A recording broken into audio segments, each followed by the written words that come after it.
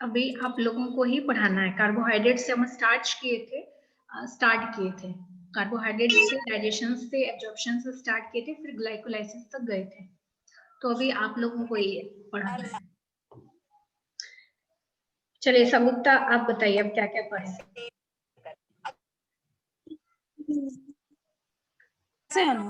एक मिनट में। हाँ ओके ठीक। ग्लाइकोलाइसिस पढ़े थे, कार्बोहाइड्रेट उसमें से स्टार्ट कीजिए। ग्लूकोज टूटता है, पायरुविक एसिड, कार्बोहाइड्रेट से स्टार्ट कीजिए। कार्बोहाइड्रेट कार्बोहाइड्रेट का कोई भी, यानी कि पॉलीसेचराइड्स पहले टूटता है मोनोसेचराइड्स में। हाँ। जैसे कि स्टार्च स्टार्च सलाइवा के प्रेजेंस में माउथ में अपना टूटने लगता है। मोनोसेक्राइड्स में एक मिनट, स्टोमक में जाता है पहले, तो वहाँ स्टोमक में जिस टाइम में पेप्सिनोजन सोया रहता है उस टाइम में वो टूटने लगता है। और फिर उसके बाद कुछ जब पेप्सिनोजन जाग जाता है तो वो उस वक्त उसका काम रुक जाता है। उसके बाद वो स्मॉल इंटेस्टाइन में चला जाता है, वहां पे फिर वो उसका टूटने का प्रोसेस शुरू होता है और वो मोनोसेचराइड में टूट जाता है। वहां पे पेनक्रियाटिक जूस रहता है, पेनक्रियाटिक एमाइलेज, इंटेस्टाइनल लैक्टेज, ये सब एंजाइम सब अपना काम करता है और मोनोसेक्राइड्स में टूट जाता है। चलिए वेरी गुड, आप समझ गए। अमित आप बताइए क्या समझे थे आप कार्बोहाइड्रेट्स का डाइजेशन। अमित।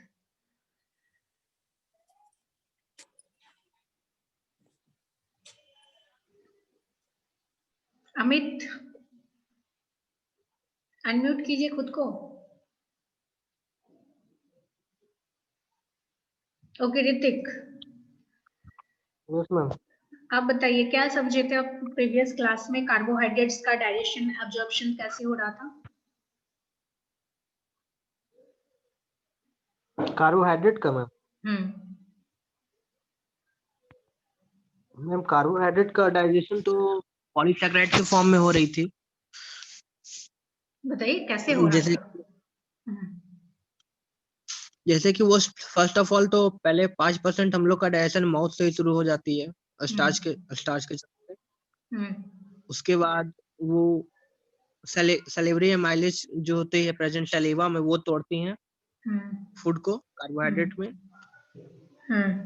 और कार्बोहाइड्रेट रहती हैं वो क्या, फिर उसके बाद जाती है मैम गैस्ट्रिक जूस में, स्टोमच में गैस्ट्रिक जूस रहती है, पेप्सिन रहती है, बहुत सारे जूसेस से मिलकर तक जाती है, टूट जाती है। ओके, यही समझे आप। मैम शॉर्ट में बोल सकते हैं तो आप पूरा डिटेल में बोलिए। 40 मिनट सिर्फ आपका ही इंटरेक्शन है, अभी हम कुछ पढ़ाने वाले नहीं है, तो आप डिटेल्स में बताइए। अभी हम नया कुछ स्टार्ट नहीं करने वाले, प्रीवियस का ही रिवीजन है। बताइए। पंकज आई नहीं है, बताइए ऋतिक। सगुप्ता बहुत अच्छे से समझाई है। और कोई बता सकते हैं? आकाश आनंद। Yes ma'am. अब बताइए। मैम सबसे पहले तो मैम हम लोग जो फूड लेते हैं मैम, तो वो पॉलीसैकेराइड्स, मोनोसैकेराइड्स एंड डाइसैकेराइड्स के फॉर्म में आता है। और मैम सबसे पहले जो पॉलीसैकेराइड्स होता है मैम, वो सलाइवा के साथ मतलब कंबाइन करके डाइसैकेराइड्स में टूटता है। और मैम सलाइवा के जब वो कंबाइन करता है तो वहाँ पे वो 5% ब्रेकडाउन उसका हो गया रहता है। उसके बाद मैम डाइसैकेराइड्स होता है मैम, वो ब्रेकडाउन होता है मोनोसैकेराइड्स में। मैम जब वो स्टमक में जाता है मैम, तो वहाँ पे पेप्सिनोजिन जब तक रहता है मैम, तब तक वो अपना काम प्रोसेस ब्रेकडाउन कर रहा होता है। और जैसे पेप्सिन एक्टिव होता है वो वहाँ पे रुक जाता है और फिर चले जाता है स्मॉल इंटेस्टाइन में। फिर मैम फिर वहाँ पे मैम उसका अलग अलग जो एंजाइम्स होता है, माइलेज सब होता है, मतलब जो जूस होता है वो अलग अलग उसको तोड़ता है। जैसे पेनक्रियाटिक माल्टेज वो करता है कि हाइड्रोलाइसिस माल्टोज टू ग्लूकोज करता है। और पेनक्रियाटिक अमाइलेज होता है, वहाँ पे इंटेस्टाइनल लैक्टेज होता है मैम। ये सब सबका मतलब इंडिविजुअली ब्रेकडाउन करता है। ओके वेरी गुड आकाश, बहुत अच्छे से समझे और बहुत अच्छे से समझाएं आप। उसके बाद फिर हम आए ग्लाइकोलाइसिस में। तो ग्लाइकोलाइसिस अब कौन समझाएंगे? मैम ग्लाइकोलाइसिस में सबसे पहले मैम की ग्लूकोज का ब्रेकडाउन होता है। उसमें मतलब मैम ये होता है कि अगर ऑक्सीजन का मैम अगर प्रेजेंस होता है मैम तो पाइरुवेट और पाइरुवेट एसिड बनाता है, और ऑक्सीजन का एब्सेंट होता है मैम तो लैक्टोज या फिर लैक्टिक एसिड बनाता है। इसमें मैम बहुत सारा लैक्टोज लैक्टोज अलग चीज हो गया, ठीक है, लैक्टेट या फिर lactic acid. Lactic acid lactic acid. और ये प्रोसेस कौन समझाएंगे? अब जब समझाएंगे ना तो हाँ समझाइए समझाइए। ग्लूकोज पहले हेक्सोकाइनेज एंजाइम के प्रेजेंस में एक फॉस्फेट ग्रुप जोड़ता है, ग्लूकोज 6 फॉस्फेट बनता है। उसके बाद फिर उसमें आइसोमेरेज होता है फॉस्फोग्लूको आइसोमेरेज एंजाइम के प्रेजेंस में, जिससे वो फ्रुक्टोज 6 फॉस्फेट बन जाता है। फिर इसमें एक और फॉस्फेट ग्रुप जुड़ता है फॉस्फेट आइसोमेरेज एंजाइम के प्रेजेंस में, ये फिर बन जाता है ग्लिसरल्डिहाइड 3 फॉस्फेट। ये हो गया 2 मॉलिक्यूल। उसके बाद यहाँ पे एक फॉस्फेट फिर जुड़ता है, इसमें एडिशन होता है ग्लिसरल्डिहाइड 3 फॉस्फेट डिहाइड्रोजिनेज एंजाइम के प्रेजेंस में, जिससे ये बन जाता है 1,3 बाई फॉस्फोग्लिसरेट। उसके बाद फिर इसमें एक अब ये इससे एक यानी कि फॉस्फेट ग्रुप निकलता है, इससे निकलता है, ये होता है फॉस्फोग्लिसरेट काइनेज एंजाइम के प्रेजेंस में। एक फॉस्फेट ग्रुप निकला तो ये बन गया 3 फॉस्फोग्लिसरेट या ग्लिसरिक एसिड। उसके बाद फिर इसमें एक फॉस्फेट निकलता है फॉस्फोग्लिसरेट म्यूटेज एंजाइम के प्रेजेंस में, नहीं तो निकलेगा तो फिर नहीं फॉस्फेट नहीं निकलता है इसमें, तो शिफ्टिंग होता है, शिफ्टिंग ओनली शिफ्टिंग 3 से 2 पे जा रहा है, निकल नहीं रहा है। अच्छा शिफ्टिंग होता है, अच्छा शिफ्टिंग है, ठीक, शिफ्टिंग होता है ना। उसके बाद यहाँ पे डिहाइड्रेशन होता है, डिहाइड्रेशन होता है, हाइड्रोजन रिमूव होता है इसमें इनोलेज एंजाइम के प्रेजेंस में फॉस्फोग्लिसरोफिनोल पाइरुवेट में। उसके बाद इसमें फिर एक एडीपी से एक फॉस्फेट निकलता है, तो ये पाइरुवेट काइनेज एंजाइम के प्रेजेंस में, तो ये बन जाता है पाइरुवेट या पाइरुविक एसिड। तो इस तरह से एक ग्लूकोज से 2 पाइरुविक एसिड बना हमको। Very good. तो चलिए एक और बीच में कौन बोल रहे थे? ऋतिक, चलिए आप फिर से समझाइए ऋतिक। यस मैम समझाइए। अब घबराना नहीं है, सब यहाँ पे एक दूसरे को जान ही रहे हैं, तो ठीक है, तो आराम से समझाइए, कोई दिक्कत नहीं है। मैम सबसे पहले हम लोग देखेंगे ग्लूकोज को कैसे पाइरुवेट में कन्वर्ट किए, उसका क्या क्या प्रोसेस है। तो मैम ग्लूकोज को फर्स्टली हम लोग हेक्सोनिज के प्रेजेंस में ग्लूकोज 6 फॉस्फेट में कन्वर्ट करते हैं इन द प्रेजेंस ऑफ ऑक्सीजन। उसके बाद ये ग्लूकोज 6 फॉस्फेट ये अपना आइसोमर बनाते हैं फ्रुक्टोज 6 फॉस्फेट में in the presence of phosphoglucose isomerase में।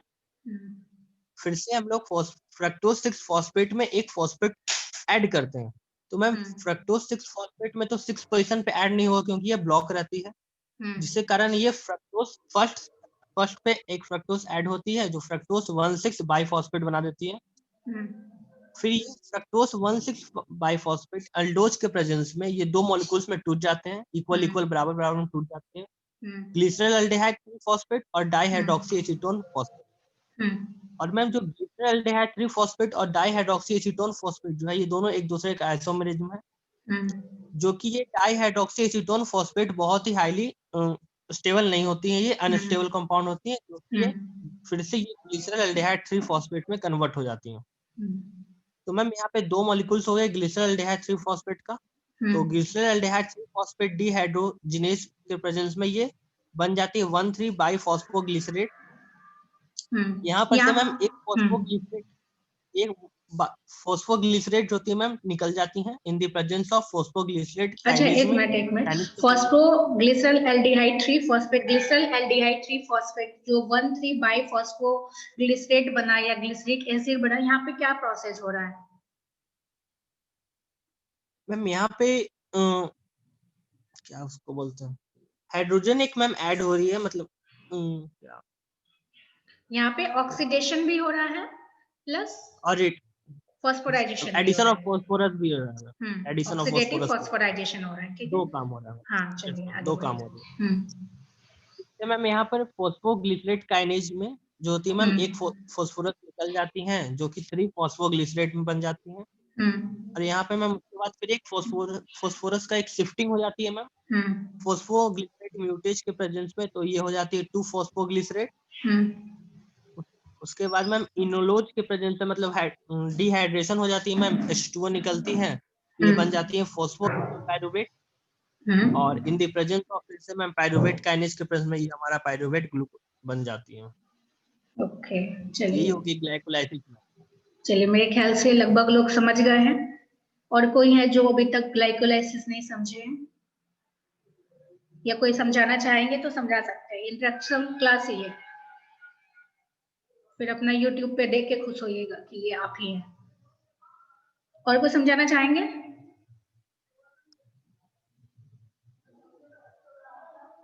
हेजिटेशन मत कीजिए, आपका ही क्लास है। क्या किसी को बोलना ही नहीं है? चलिए, तो यहाँ तक समझ गए। और उसके बाद क्या है कि अगर ज्यादा मार्क्स में क्वेश्चन आता है तो फिर आपको डिटेलिंग करना पड़ेगा।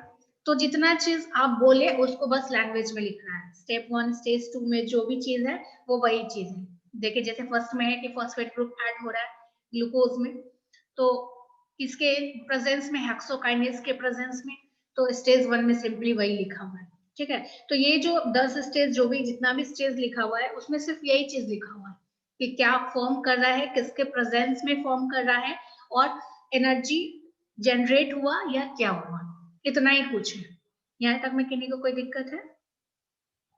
ये जो स्टेज 1 2 3 4 स्टेप जो भी है वो सिर्फ सिंपली जितना चीज आप बोले वही इंग्लिश में लिखा हुआ है और कुछ भी नहीं है, एक्स्ट्रा कुछ भी नहीं है। ठीक है, वो आप खुद से भी लिख सकते हैं, जरूरी नहीं कि यही चीज उतारे। आप जो चीज समझ रहे हैं वो आप अपने लैंग्वेज में लिख दीजिए, बस हो गया। मेनली आपको ये साइकिल अच्छे से याद करना पड़ेगा, साइकिल अच्छे से ड्रॉ कर दीजिए, उसके बाद आप खुद से लिख दीजिए। अब एनर्जेटिक्स, कितना एनर्जी लग रहा है, कितना एनर्जी निकल रहा है। तो आप कहाँ देखिए एनर्जी लग रहा था,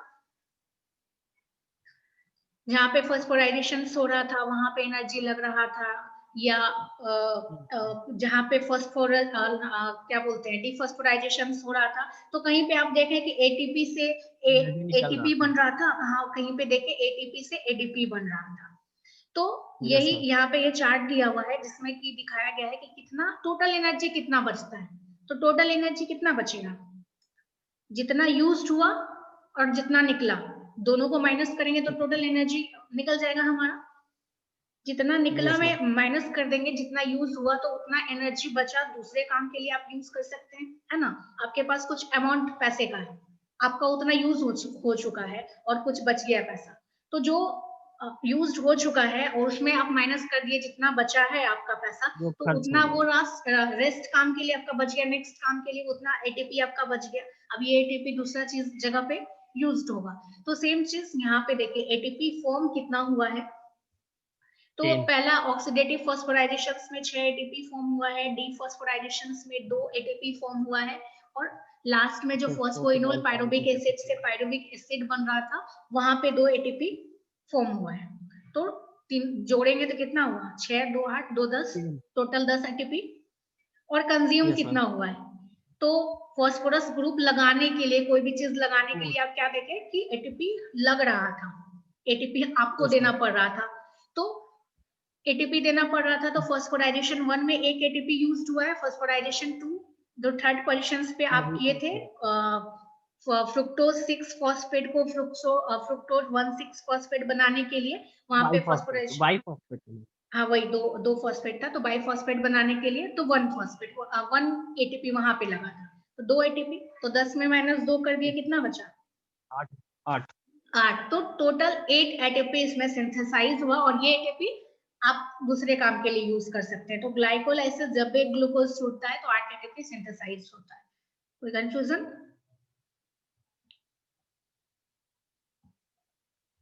कोई कंफ्यूजन? No ma'am. उसके बाद है TCA cycle, Krebs cycle, citric acid, तीनों एक ही नाम है, ठीक है, एक ही साइकिल का नाम, इतना सारा नाम है।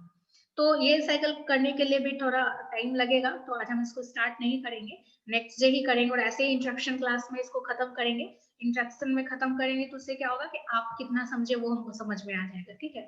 तो जैसे कि हमको लगा कि ग्लाइकोलाइसिस सबको अच्छे से आ गया समझ में, क्या अभी भी कोई है जिनको ग्लाइकोलाइसिस में दिक्कत है? No ma'am. क्या कोई है? चलिए तो फिर आज हम सेशन यही खत्म करते हैं, ठीक है? बाकी जितने लोग क्रेब्स साइकिल का थोड़ा इंट्रोडक्शन दे दीजिए। Krebs cycle, citric acid cycle, TCS cycle, try carboxylic cycle, ये क्या है कि ये कॉमन साइकिल है। अभी तक में आप पढ़े या तो प्रोटीन्स के अंदर आ रहा था, फैट्स के अंदर आ रहा था। इसमें क्या है कि सारा कुछ का कंबाइंड साइकिल है। ये कॉमन पाथवे है सबके लिए, प्रोटीन मेटाबॉलिज्म के लिए, ग्लूकोज कार्बोहाइड्रेट मेटाबॉलिज्म के लिए, या फैटी एसिड्स फैट्स के मेटाबॉलिज्म के लिए। ये क्या है, लिपिड्स का जो फैटी एसिड में कन्वर्ट होता है। तो ये कॉमन मेटाबॉलिज्म है सबका। तीनों से कुछ ना कुछ पार्ट आके इसमें जाता है, इसलिए हम इसको कॉमन मेटाबॉलिज्म भी बोलते हैं। क्रेब्स नाम का जो क्या बोलते हैं वैज्ञानिक इसका खोज किया था, तो इसलिए इसका नाम क्रेब्स साइकिल पड़ गया। 3 कार्बोक्सिलिक एसिड का बनता है, तो इसलिए ट्राई कार्बोक्सिलिक एसिड साइकिल पड़ गया। उसी का शॉर्ट नाम टीसीए साइकिल पड़ गया। उसका जो फर्स्ट बन रहा है वो साइट्रेट बनता है, मतलब साइट्रिक एसिड बन रहा है, इसलिए इसका नाम साइट्रिक एसिड पड़ गया। तो जो जो चीज हो रहा है उस अकॉर्डिंग इसका नाम पड़ गया। और इसमें बहुत ज्यादा एटीपी बनता है, बहुत ज्यादा एटीपी बनता है, सबसे हाईएस्ट एटीपी बनाता है। तो फर्स्टली क्या है कि ये कॉमन पाथवे तीनों के लिए, चाहे वो कार्बोहाइड्रेट्स रहे, फैट्स रहे, चाहे जो भी रहे, तो ये कॉमन पाथवे है सभी के लिए। ये साइकिल हम दूसरे दिन स्टार्ट करेंगे। ये बहुत, जैसे बताया, बहुत ज्यादा एटीपी बॉडी को जनरेट करता है। तो ये जितना भी एनर्जी हम लोग कोई भी काम के लिए चाहे सेलुलर रेस्पिरेशन हो, चाहे जो भी हो, हमारे सेल्स को जो भी जरूरत पड़ रहा है, वो मोस्टली एनर्जी यहीं से प्राप्त कर रहा है, क्रेब्स साइकिल के थ्रू कर रहा है। कॉमन पाथवे है जितना भी, चाहे वो कार्बोहाइड्रेट्स के लिए रहे, प्रोटीन्स लिपिड्स के लिए रहे। बाकी जो साइकिल है वो हम नेक्स्ट डे करेंगे, कैसे स्टार्ट हो रहा है, क्या हो रहा है स्टेप वाइज, वो हम नेक्स्ट डे करेंगे, ठीक है? और एक और चीज वो बताए नहीं कि ये जो हमारा पायरुवेट है वो कितने कार्बन का होगा? कितने कार्बन का होगा? 3 कार्बन। 3 कार्बन का 3 कार्बन। होगा। हाँ, 3 कार्बन होगा, ठीक है, 3 कार्बन। 3 कार्बन। क्योंकि देखिए यहाँ पे फ्रुक्टोज जो आधा आधा में टूट रहा था, उसके बाद कोई ये 3 कार्बन का बन गया, ग्लिसरॉल एल्डिहाइड 3 फॉस्फेट, यहाँ से 3 कार्बन का स्टार्ट हो गया। उसके बाद कहीं से भी कार्बन डाइऑक्साइड या कोई भी कार्बन का एलिमिनेट नहीं हुआ, तो ये प्रोसीजर सिमिलर रह गया, तो 3 कार्बन का पायरुवेट है, ठीक है? ग्लाइकोलाइसिस 6 कार्बन से स्टार्ट होके वो 3 कार्बन पे जाता है ना मैम? टूटना है ना, टूटना है। यस यस, लाइसिस है मतलब टूटना है। Yes ma'am. ठीक है, तो अभी हम एंड कर रहे हैं सेशन को। Excuse me ma'am. हाँ बोलिए मैम। रश्मि मैम बोली थी एक टीचर आ रहे हैं फार्माकोग्नोस्ट्री के, मैम मंडे को ही बोली थी, मतलब मंडे से क्लास लेने। एक मिनट।